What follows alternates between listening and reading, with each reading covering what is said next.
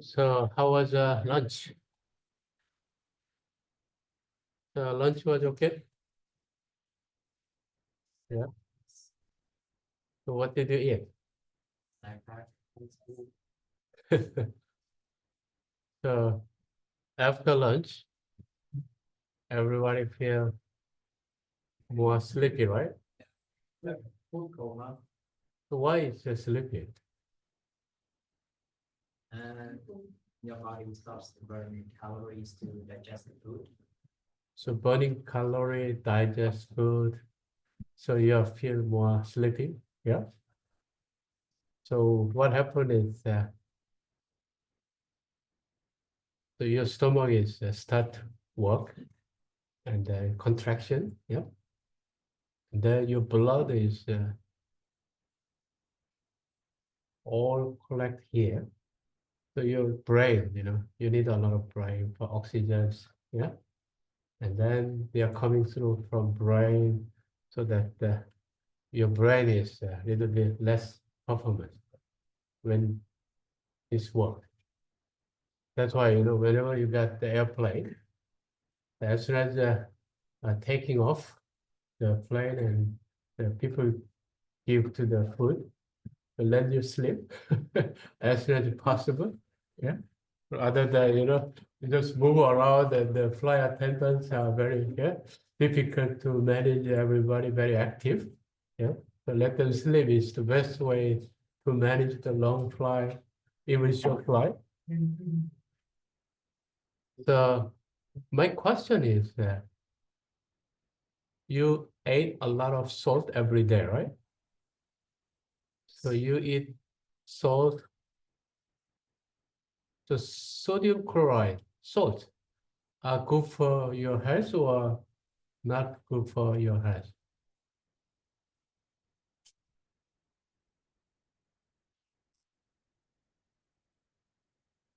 Because everybody talking about our nutrients require nitrogen, phosphorus, potassium, calcium, magnesium, minerals, yeah, all sort of different ions, even proteins, carbohydrate, yeah, protein, a lot of different food you can take. And how about salt? So people do not mention about sodium and potassium, right? So what's the sodium, potassium? Every day we eat a lot, yeah? So why people don't mention about sodium and potassium?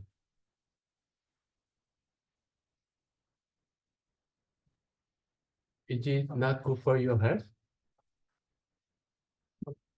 I think the reason why is that every food contains sodium because sodium is everywhere, because this is the most abundant element in the earth. So sodium, potassium, it's you don't have to really take the necessarily from the other sources because every food contains a lot of salt. Also, you add some of the table salt, right? So if you don't eat salt, what happens? Sorry? Die. You're right. Why? Why die?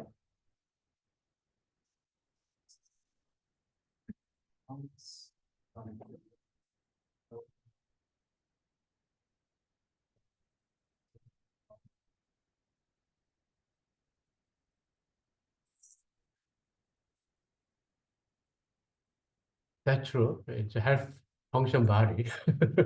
It's true. And what happened is that You know, our body is the all electrical signal. Yeah. So while you are feeling, you need to give us some signal to say, okay, can you open your hands, close my hands? So my brain is continuously order. Yeah. Do something what you like to do. So where is this order from? This is all the electrical signal you connect with your nervous system. Even our body, you know, everywhere is yeah. You have some of the feeling and some of the nervous system will help you to maintain the. This is all about electrical signal. So where is this electrical signal from? So this is exactly sodium and potassium. So we are in the membrane cell. So cell, they have imbalance of sodium and potassium. So when they have imbalance, the cell is try to absorb your sodium because of high concentration, low concentration. So while you are moving these ions, so your electrons, your membrane cell will discharge your electrical energy. So this is like electrical signal. You have a connected with all the electrical signal so that you need to have this kind of salt. Sodium and potassium is one of the smallest molecules and atoms. So they are exactly functioning in our body to control our body. But people do not mention about sodium, potassium because it's already we are uptaking a lot from different food, even water. Yeah. So they don't really mention about this element, but it's very important. Sodium, potassium functioning in your body, how electrical signal everywhere. Yeah. Somebody touch you, then you quickly realize there is something is there. Yeah. So exactly, this is all connected with the electrical signal because of ion imbalance. So sodium, potassium also very important, but if you take more, what happens is this is very small molecule, so they are easily penetrate to the blood vessel. The blood vessel contain high concentration of sodium and potassium, and you have a high pressure. So a lot of people, when you are getting older, your blood vessel is getting clogging and then smaller, smaller, yeah. And then your salt concentration. People like to have a more salty food because taste is getting up and up for the high concentration of salt, so that they accumulate more inside the bloodstream and continuously affect our health. So in general, people are saying that sodium, potassium are not really good for health, but in fact, they are very important. They are very important. So we have to maintain also our salt concentration. Also, heart, our heart, yeah. Everybody has 500 gram of heart. So this is the one of the very surprising the driving force of the beatings. So heart is keep beating 60, 100 times per minute, right? So where is the energy from?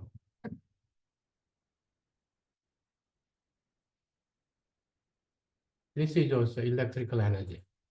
You are almost 80 years, keep pumping out and pumping in and try to functioning as a four chamber. So why they are keep moving for 80 years, 90 years, 100 years, yeah, without any serious maintenance? Because this is also relevant to electrical signal. So it's all the our related some osmotic ions and membrane. It's very much connected in our body system. So we are learning the synthesize the membrane, not the biomimetic membrane. So we can continue our design of seawater desalination plant. So you can see spiral round module. So we have this 3 stages, and then you have a first stage. This is a pump, and goes to the driving force. Osmotic pressure is keep increasing. Applied pressure is keep decreasing because of pressure drop. So at the end of stage, you have less applied pressure, while you have a high osmotic pressure. So we have to think about this kind of variation for your design. And this is the also profile of the boost pump. Because of the pressure drop, it used to be only at the beginning stage, but you can put after first stage, put the boost pump, and then after second stage, put another boost pump, and you will get the better applied pressure control. So this is the how you can consider your design. So when you design, you like to design second stage, first stage, third stage to improve the overall recovery rate. And this boost pump can function in consistent way of your pressure applied. So you need to think about how we can maintain this kind of design. So you can also try later on. Already we mentioned about this first stage, mostly organic, inorganic fouling. And last stage, you have inorganic silica, calcium, magnesium. So you can see that the organic fouling everywhere. So if you think about your toilet, yeah. So if you don't clean, so if there is some yellow color is around your surface between your dry area and then water area, right? The organic is continuously accumulate and attached on your surface. So in this case, you put your chemical agent. So what is inside the chemical agent? What they remove? Mostly this yellow color is organic, urea. Also, you have a lot of different organics from your waste, and they are continuously accumulate. So put your chemical agent. Chemical agent, you have a high pH, like a pH 12, 13, and this will detach from your organic dissolve, and you can make a cleanup. But you have some inorganic precipitant, so high pH doesn't work. So you have to make a very low pH, pH 1 or 2, and you can dissolve all the inorganic scale. So that's the reason why when you have 3 months, 6 months, depending on your water quality, so inorganic, organic fouling occurs. So you need to go through the chemical cleaning because water cannot remove this kind of fouling.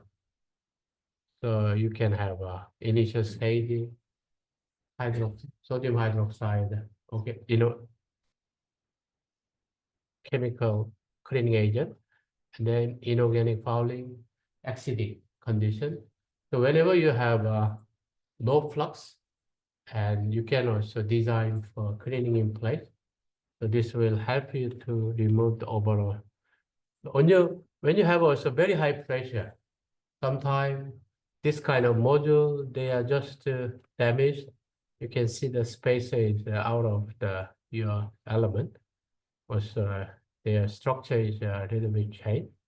Also, we have to design carefully because sometimes you have a too high transmembrane pressure because of fouling or because of sudden operation, and then this will create the very high pressure at the first stage, and you have a damage of this kind of element. So let's look at the more system performance, membrane constraint. So what's the overall element recovery, feed flow rate, and the retention flow rate, permeate flow rate. So when you utilize this wave software, so one of the common error message is flow rate is wrong, or retentate flow rate is miscalculated, or permeate flow rate is not suitable. So you need to go back and you need to design again your software on all the parameters. So feed flow rate, so you have a slow flow in the element. What happens is that if you don't design carefully, 50% recovery, even your water is not reached to at the end of element, so you will have error message because your permeate flux is too high. Yeah. So you have to balance the feed flow rate, permeate flow rate, retentate flow rate. So all balance will make sure that no error message for your report. So when you click okay, show me the final report from the software, you will get the good outcomes without any serious error message. But when you design wrong, so you will have a different error message. So based on error message, you have to go back. For example, like, oh, your feed flow rate is not enough. So if you don't have enough feed flow rate, okay, we need to decrease the pressure and then reduce the permeate flow. Yeah. And this one has a balance, your permeate flow, feed flow, and you can design again less permeate flow rate. And if you have any higher recovery, so also you have to make sure that your flow is not enough in the retentate, so that in this case, you need to make a little bit faster flow rate design parameter. So based on your design of the flow rate, you can think about how you can have without any error message, also different pressure, feed water parameter. We need this minimum free chlorine, turbidity, SDI, hardness. SDI, I will talk about this one tomorrow because this is one of the good indicator related to turbidity. So what's the silt density index? Means why we need making sure this index. So we will talk about this one tomorrow. Also temperature. So when I design Sydney desalination plant, we have a desalination plant, seawater temperature. The summertime is around 35 degrees, 30 degrees. And winter time is around 15 degrees. So when you have high temperature, so what will happen is that your viscosity will change. So you have low temperature, your viscosity is high. So viscosity means you're flowing together with water and oil. And then water is faster than oil, right? So viscosity of oil is higher than water. So which means the water, they have temperature. Yeah. So 10 degree viscosity, 30 degree viscosity is different. So higher temperature, you have a low viscosity, which means you can easily pass through your membrane. Your flow is very smooth, but you have low temperature and you have a more resistance to pass through the membrane as well as your flow. So in this case, you need to design the worst scenario. So you need to design winter time. So you want to design 250 million liter per day. So when you design, you need to design the winter time design parameter, because summertime you have a higher flux, so you can just reduce the pressure or you can reduce the little bit of operating unit. So you can manage, but if you need more water, but you design for summertime temperature level, and then you cannot get more water during winter time, right? So that you need to think about what's the difference, 10 degree winter, 30 degree summer. So how much it'll affect the overall water flux. So 1 degree, how much water flux will be affected? Temperature 1 degree, overall 2% of your water flux. So 10 degree, 20%. Yeah. So which means you have a lot of flux change because of temperature difference. So summertime, winter time, so we need to carefully design overall your water flux so that you will have better design skills. Yeah. Professor, Yeah. so when we do the pre-treatment, right, before passing it through reverse osmosis, we also control the temperature of that water. The problem is controlling temperature is cost a lot. You increase the 1 degree, you have to put the energy. So where is this energy free from? Also, when you decrease temperature, also you need to control temperature. You have like a 200 million liter of water every day. The controlling temperature is very, very costly. So that we cannot control this amount of water volume. So we just receive as it is, but the pre-treatment, of course, it depending on the summertime, winter time, external condition, pre-treatment condition, because they are going through pipeline, going through pumping, so they may observe a little bit of heat.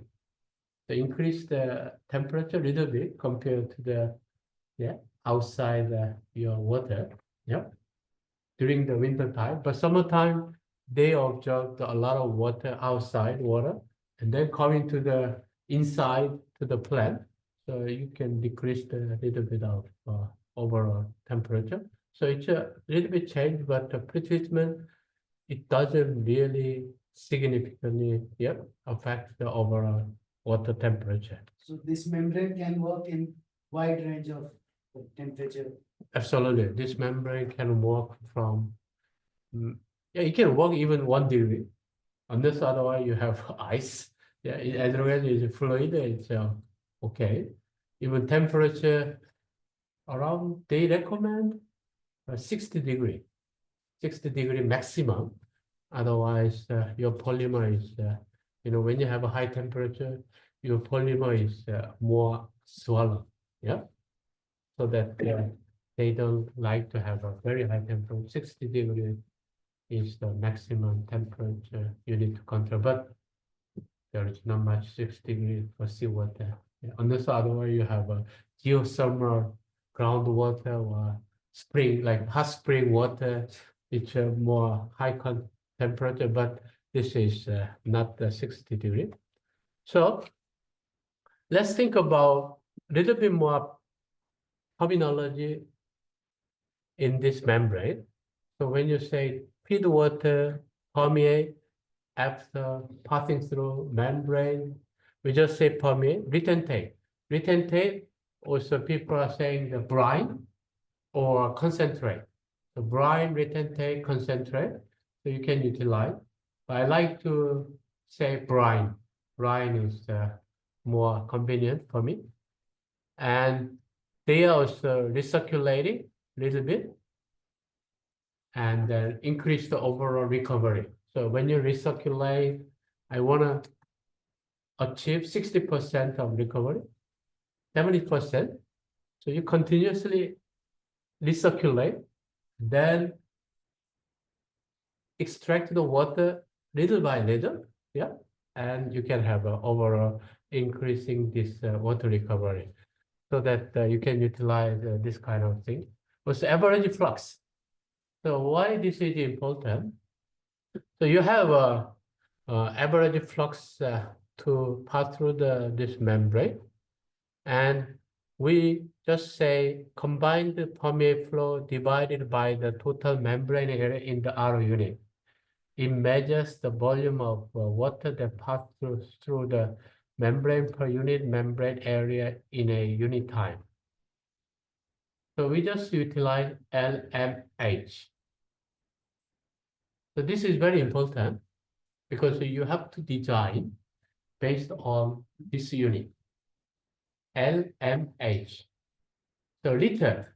So you produce the 1 liter, yeah, 1 liter of desalinated permeate water, and square meter, M is membrane. Surface area is 1 square meter. And H is hour. So 1 hour, 1 square meter of membrane surface. In general, one element, we have around 40 square centimeter. Yeah? But we just utilize this unit to make our easy to calculate the overall flow. So you produce 1 liter. So which means 1 hour, 1 square meter, 1 liter of permeate, 1 LMH. So why this is important? Because you can calculate the surface area. So you need to produce 250 million liter per day. And you can divide by how many surface area you need, square meter. How many, it's already per day is 24 hours. So you put the 24 hours and how much water flux you have to produce. So this is the all connected, your water flux, your membrane surface area, produced water in time. So this will give you the better design, how many membrane surface area you need, how many elements you need, how many pressure vessel you need. So you can calculate all design. That's why we have to consider LMH is 1 liter square meter hours. So this will give you the better design idea. And salt passage. So this is the concentration of permeate, feed permeate, so 100 times. So salt concentration, so 3.5%, 35 gram per liter, 35,000 milligram per liter. Our permeate is, let's say, 100 milligram per liter. What's the rejection rate?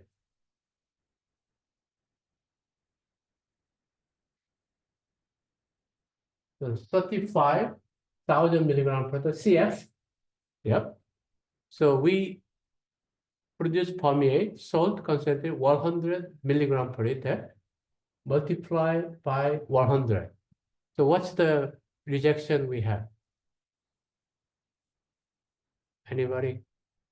Calculation.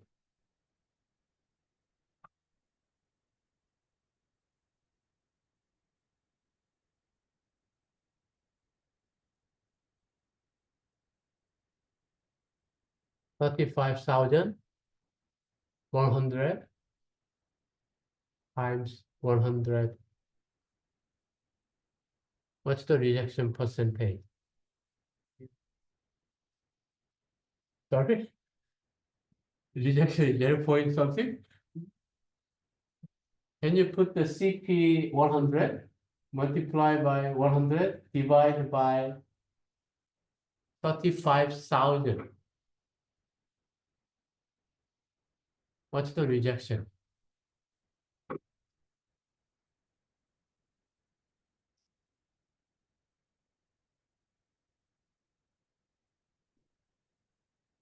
Zero point two. 0.2? If we do 100 upon 35,000. So CP is at 100 Yeah, CF is 35,000. and CF is 35,000 and then multiply by 100.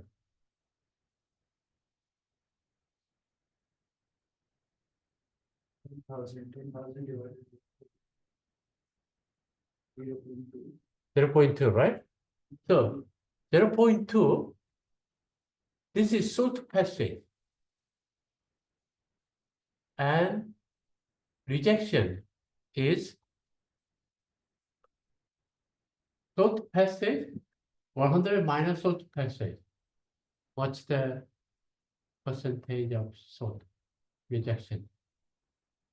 Most 99.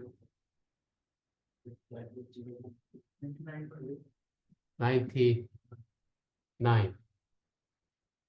99.8%. So you remove the 99.8% of salt for seawater desalination, but still some of the salt is passing through your membrane, 0.2%, 0.2, yeah, salt passage. So 99.8% of the rejection. But when you have 99%, so your salt passage already higher than your drinking water guideline. So your outer membrane has to be more than 99.6% of rejection, otherwise you cannot produce the drinking water quality. So it's a very high rejection, almost 99.8% means almost 100%. But still, this 0.2% cannot be removed. Yeah. So if you want to remove 0.2%, you need the extra cost. You have to put a lot, especially one of your questions is boron concentration is high, so you have to go through another treatment to remove this boron. So that's the salt rejection, salt passage. We have to consider when you design your membrane. So it's a very high rejection you have to consider. And already we discussed about recovery rate. It's very straightforward. And membrane element and vessel. So let's think a little bit complicated one. Flow dynamics. So now we want to attach the one element and second element and third element. Because one pressure vessel will contain 7 or 8, right? So we have to think about what's the fluid dynamic from each element. So you can see the, let's say 8 cubic meter per hour. It's different. 8 cubic meter per hour. And we can say 7 permeate 1 cubic meter per hour. So your rejection is 12.5% recovery, right? Your recovery is 12.5%. So one element, you achieve 12.5% of recovery, but our final water recovery has to be 50%. The next one, we need to design little by little. So you put the 0.125 recovery, 1 minus 0.125, because your flow rate decreased. Yep. So your permeate little bit decreased, so that your recovery decreased. So next element, you recover 10.9%. The next one is also 0.125, 1 minus 0.125, 1 minus 0.125. The next one will decrease a little bit more. So 10%, it's already 23%, 2 element. Next one, maybe 30% altogether. Next one will be 35%. Next one, 40%. Next one, 45. Next one, almost. So in this case, you have to go for one by one. Recovery, one element, you achieve this recovery. Next one, you achieve this much, this much, this much, this much. And then finally, altogether, you have 50% of the water recovery.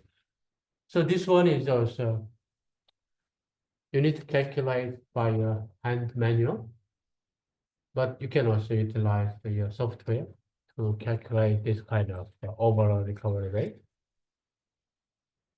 And this is the single stage and pass system. Second stage RO system and second pass RO system.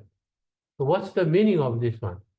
So this is connected with the overall your recovery, overall your rejection, yep. And then how you can design single and high recovery membrane design. So feed water, you have a single stage and a single pass. This is a single stage, single pass. So when you don't need a high recovery rate, and if you don't need a high rejection, the single pass is okay. Let's go ahead and then single, easy to operate, easy to maintain, easy to design. Just the single, and whatever you get, single rejection or recovery, that's it. But when you start to increase your high recovery rate, you need to design for second stage, 2 stages. So 2 stages will give you more high water recovery. So when you design your seawater desalination, most of them are second stage, because first stage is not enough to recover 50% of water because of concentration polarization. So you're flowing feed water, all the salt is accumulating on the membrane surface. So if you keep going, so your salt accumulation, concentration polarization is keep building up, and then you don't have enough efficiency of the membrane operation. So one pressure vessel, after 7 elements, they don't put the 10, 20 in one pressure vessel. Just put 7 or 8 because of the concentration polarization and your water recovery increase. After that, you connect with pipeline and goes to another pressure vessel, which means your water is mixed again. Yeah, bulk water and the surface of membrane, and then your concentration polarization effect disappears and goes to the new pressure vessel again, and you have starting from the beginning, and you can collect the more high water flow. So that's one reason in your assignment, when you design your high recovery 50% of the seawater desalination, so it go for 2 stages rather than only one single stage. This will have a better design of concentration polarization control. Also, this is your RO train. Sometimes you want to go for 90%. 90% is not possible for seawater, but wastewater reuse. The salt concentration is relatively low, and you want to achieve the high level of water recovery, 90%. In this case, you can use a 3 stages, like first stage, second stage, third stage. So keep removing your concentration, polarization impact, and you can go for overall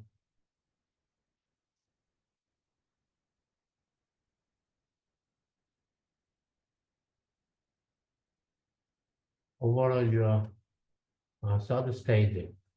So this will give you a good outcome of high recovery, more than 90% for wastewater reuse. So when you increase the recovery, increase your stage, and you will have a better water recovery ratio. And second pass, also in your assignment, there is a boron concentration. When you go for first pass, your boron concentration is not enough. So you need to go through second pass, right? So go for another outer membrane, and this will give a high rejection of boron. So you collect your permeate, and this permeate is still high concentration of your boron, and you can go through the second part, and you have a low concentration of your targeted ion. So whenever you have a problem of the contaminant or ions removal, if it's not enough, first part, and go on more outer membrane permeate, second part, so you reduce a lot of rejection for this one. So this is the overall energy consumption. So already we discussed about 4 kilowatt hour for environmental to produce water desalination. When you put it through second pass, do we need to raise the pressure again? When you have a second pass, your osmotic pressure is less than 1 bar. So which means you don't need that. Easily passing Told us, when we give start at like around 60 or 80 bar, but at the end of that pressure. because we are applying 60 bar because of seawater osmotic pressure is already 28 bar. 30 bar. That's why we have to overcome osmotic pressure. But when you have a permeate, the osmotic pressure is less than 1 bar, right? So, this is the high, like 2 bar, 3 bar, 4 bar, 5 bar, yeah. And then this is already good enough to pass through your. So that's the how we energy distribution. The intake 5% and pre-treatment. So we may use ultrafiltration or centrifiltration, pure media filtration, 0.4 kilowatt hour per cubic meter. And RO system is the highest 28 kilowatt hour per cubic meter. And delivery also other facilities 0.2 kilowatt hour per cubic meter. So here, I want to give you a little bit more idea of energy calculation. So 4 kilowatt hours. So where is this from? Theoretical calculation as well as the practical calculation. We compare the result. So seawater flow rate, let's say 100 cubic meters per hour. Now applied pressure 75 bar. Recovery 40%. And permeate flow 40 cubic meters per hour. So based on this information, you can calculate how. Here is the example. So this is the condition pump efficiency 0.8%. So your feed pump is your force feed flow cubic meter per second and your pressure. How much pressure you apply for your membrane? And then what's your pump efficiency? Because most of pumps do not function 100%, right? The pump efficiency is around 0.8% or 90%. So we just give a 80% because when you utilize pump after 1 month, 2 months, 3 months, 4 months, 5 months, 1 year, the pumping is increased, right? So we give a pump efficiency in general 80%. So you combine together, so you can calculate the energy. Yeah, 7.29 kilowatt hour per cubic meter. So if you know what's the applied pressure, what's your flow rate, and pump efficiency, so you can easily theoretical energy consumption, how much you consume for your. But we have a pressure exchanger, right? So this calculation is based on one-off calculation. So we don't observe or recover pressure. So when you utilize the pressure energy recovery pump, so let's say energy recovery device without and energy recovery turbine or energy recovery with pressure exchanger. So we have around 40% energy recovery, 50%, 60% from the pressure exchanger and turbine, and you can decrease the almost half of that total energy consumption. So 7.29, we can say that 3 point something we can get the overall theoretical energy consumption. So when you have a more larger volume, larger scale, yeah, you can have additional saving of the energy consumption. So this is the way how we can calculate the theoretical energy consumption from flow rate pressure, or you just directly apply your membrane together with the pressure exchanger. You will save those a lot of energy and then calculate the. How about the energy? So we have a light bulb here. How much? We just say 1 kilowatt hours means 100 watt light bulb and 10 hours operation, 1 kilowatt.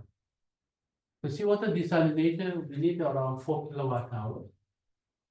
So you can utilize 400 light bulbs or to produce 1 kilowatt hour. See what the desalination. So this is the calculator we already tried. 150,000 kilometers per day, energy consumption, energy cost, 0.29, 1 kilowatt hour. Now it increased a lot, right? How much? I think it's a double, which means around $600,000 of energy cost you have to put in your seawater desalination plant.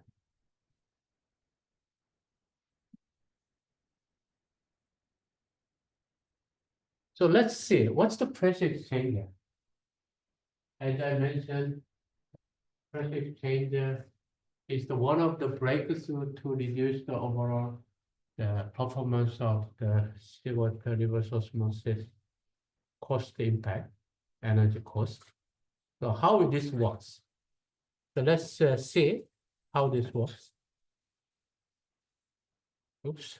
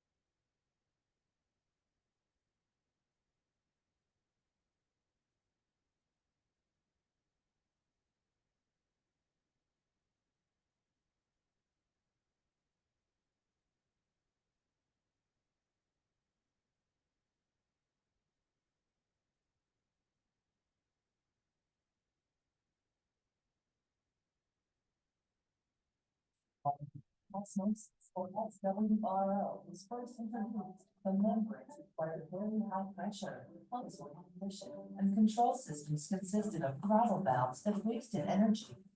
However, by far the greatest loss was the pressure energy leaving the process in the concentrate reject from the membranes. ERI's PX pressure exchanger recovers nearly all of the energy from the membrane reject stream and feeds it back to the SWRO process. Using just the energy in the reject concentrate, the PX pressurizes new seawater for the membranes, reducing the high pressure pump flow requirements. This not only saves energy, it reduces the size and cost of the high pressure pump. The reject concentrate from the SWRO membranes flows to the PX, where pressure energy is transferred directly to incoming seawater at up to 98% efficiency. Pressurized seawater from the PX, circulated with a small booster pump, joins the stream from the high pressure pump. The energy consumed by the high pressure pump, which is by far the largest operating expense of an SWRO plant, is reduced by about 60% by the PX.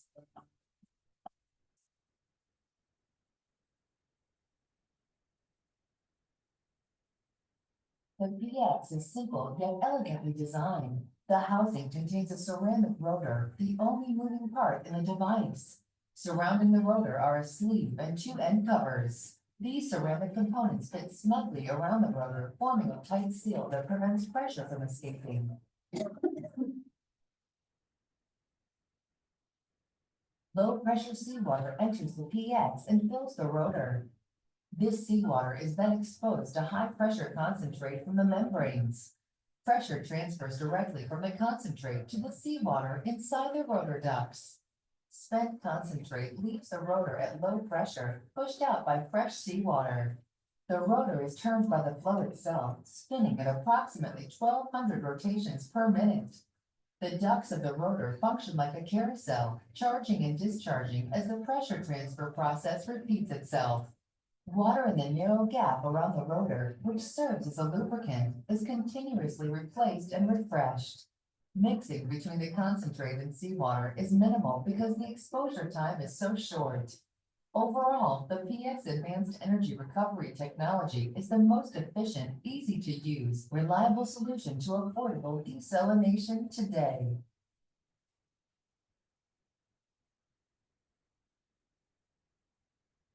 So this is the way they saved a lot of pressure and energy, because this ceramic high pressure brine keep push and rotate imbalance your pressure. So ceramic is 1200 rotation per minute, yeah. And this brine and this seawater, they touch each other and push and back and forth, and the new seawater and the new brine continuously, yeah. So give this pressure to the inlet of the arrow again. So you give a pressure to the our seawater inflow, and then pressure goes to the our arrow, and then you can save around 60% overall energy consumption using this simple ceramic rotation. So they developed this one and then easily save the same as heat exchanger. You put the stainless and hot water, cold water, and you have observed your heat from the hot and cold, and goes to the your saving of the hot and heat transfer. So that's the pressure exchanger. So they utilize and they save a lot of energy. So this is the Australia seawater plant. Overall, we have 6 major desalination plants. So you can design whatever you like, different process, different pressure exchanger, different staging, different. What's SP? So if you see some of the indicator there, the feed water, product water, temperature 20 degrees, 15 degrees, capacity, RO configuration, partial to pass, advanced SP. What's SP? Single pass.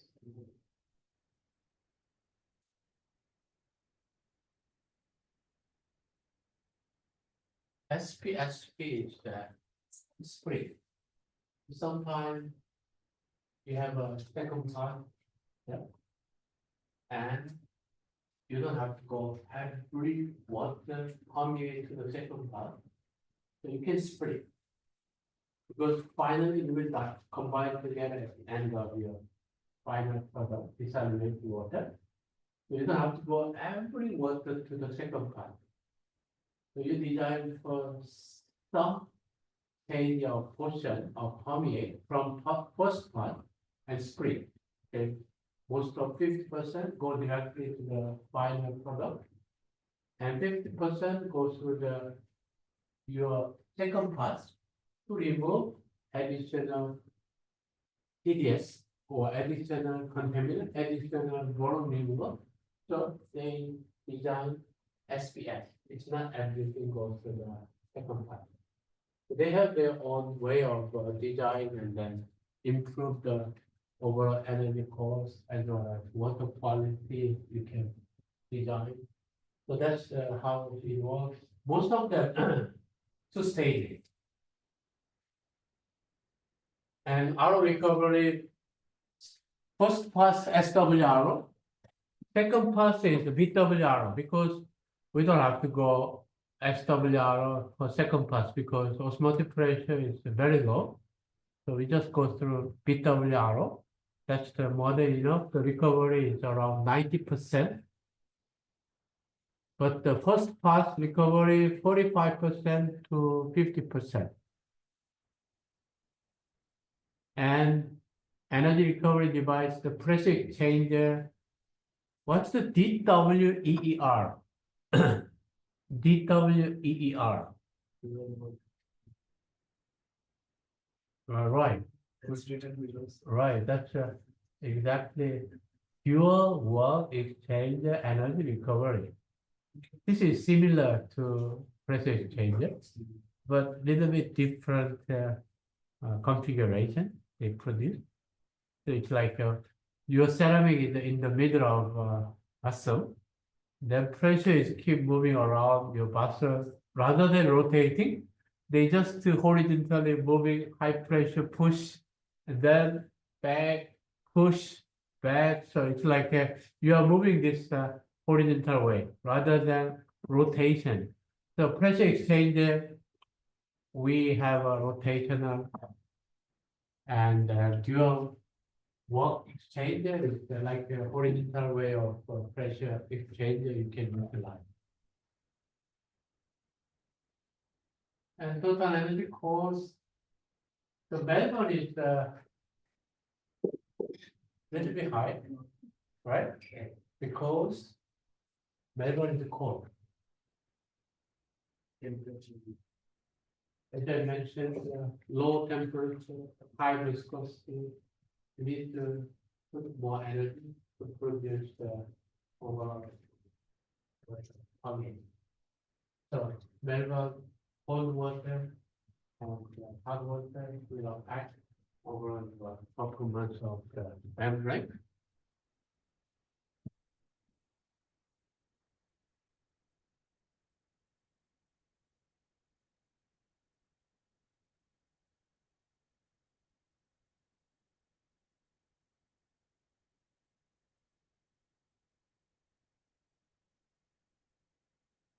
So this is the all about desalination plant, how to design. So based on this one now you have an idea how to design by yourself, right? One question to this. Yeah. In this plate bus, like how you decide what permeates should go back, what, like in this plate bus, you have to decide someone is just going through one pass and some is again. Right. Depending on your total feelings or depending on the what's the final your concentration or before. So we put sensor or what? I think that they have a controller system to permeate. They have tanks. Some of the pipeline goes to directly to the client. Some of them goes to the second part. So from the storage tank, the next one, they just pump it partially and then combine with the final product. So sensor, in fact, sensor could be at the last stage, final stage, rather than there because most of the seawater RO reaction is very consistent. Overall they don't have much change, so we can utilize that's simple method rather than complicated controlling. So far we discussed about seawater desalination, design, what's the process, what's the overall recovery rate, flow rate, permeate, water quality, what's the osmotic pressure, what's the design parameters. So based on that, you can do your assignment now. And what's the missing is the software. So tomorrow, we can do together one by one in our computer lab. And you can also familiarize with the software. This basic concept will move to our software and then we can try it based on your example files, which we will provide some of the example report. So you will have a better idea how you can approach your design. So that's all about your first part of assignment 3. And another question is brine. So you have a brine issue. So you have a 50% recovery, your concentration is double, and now it will discharge back to ocean. What's the best way to manage this brine? Because seawater contains different minerals. Sodium, hydrogen, magnesium, potassium, lithium, rubidium, many different compounds, right? if we can extract lithium inside the C1 brine, 1 kilogram of lithium is how much now? The market price. 1 kilogram of lithium. You have a lithium battery every computer and even every power bank. Yeah, even mobile phone lithium battery. So 1 kilogram of lithium is how much? $10. 1 kilogram of lithium chloride is around $10. Yeah. So see what the contains lithium 0.5 milligram per liter. Every day, towards the desalination plant, we produce 150 million liters per day. So multiply by 0.5 milligram per liter. So you produce the huge amount of lithium if we can extract the lithium. Also, inside the seawater, we have uranium, cesium, many different critical minerals. Because whatever easily dissolved, then flow to ocean. The ocean concentration is very diversified and so many variables. But problem is how we can extract. Yeah, very low concentration. So that's your second part of assignment. You can design best way to extract resource from brine. The brine management, brine resource recovery. So we can think about what would be the best way to design resource recovery. After maybe 10 minutes or 10 minutes is okay, or 20 minutes. So this is our last lecture, brine mining. So we can have a break and come back in 10 minutes. If you come back early, we can finish a little bit early. Yeah. So we will see you again maybe half past 3. Yeah. So see you soon, and then we can finish a little bit early after brine mining lectures. Have a coffee and a little bit of sleep if you if you're tired. We can't do back ocean just like we do for sand filter media, and we just pushing water from this side. And we just do backwards and we can remove No, because this is refouling, not fouling designed now. skin. This one, no. So Only it is always one way flow. this only because they design for. If you backward shrink, the problem is this is membrane is too small for side. Very difficult to pass through the From the other side. because this side is very clean. This side is dirty, but you cannot pass through. But if you pressurize this way, then your membrane is easily damaged. So it has to be one way. So chemical cleaning is the best way to wash out this waste.